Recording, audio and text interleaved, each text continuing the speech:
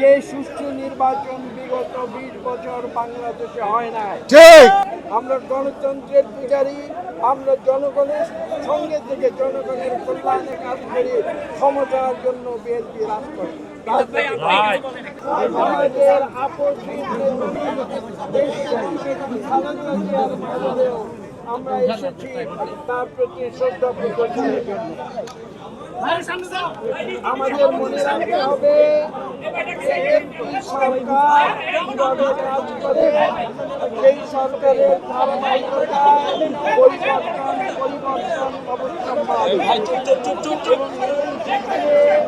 আমাদের মাননীয় প্রধানমন্ত্রী জনাব তারেক রহমান বাংলাদেশের কল্যাণকে সামনে রেখে, বাংলাদেশের সুশাসনকে সামনে রেখে, বাংলাদেশের মানুষের অধিকারকে সামনে রেখে সরকার পরিচালনায় কিছু পরিবর্তন এনেছে এবং সেই পরিবর্তনের ধারাবাহিকতায় আজকে আমরা সরকারের সাথে 6 জন যুক্ত হয়ে আমরা এখানে এসেছি এবং আমরা শ্রদ্ধা প্রদর্শন করছি যাদের অবদানে এই বাংলাদেশ সৃষ্টি হয়েছিল।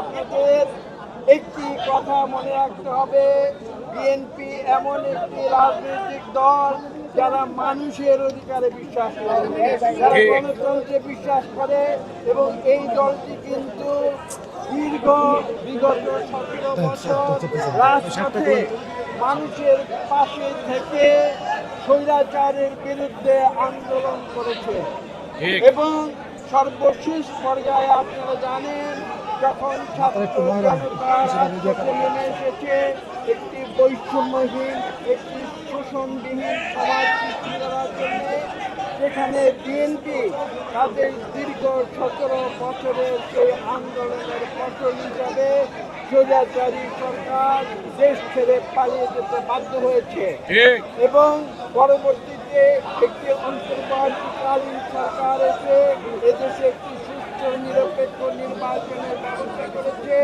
যে সুষ্ঠু নির্বাচন বিগত 20 বছর বাংলাদেশে হয় নাই এবং বাংলাদেশের মানুষ 2026-এর ফেব্রুয়ারি নির্বাচনে তারা নিজের খুশি মতো ভোট দিয়েছে, তারা যাকে চেয়েছে তাকে ভোট দিয়েছে এবং এটার নামই হচ্ছে গণতন্ত্র।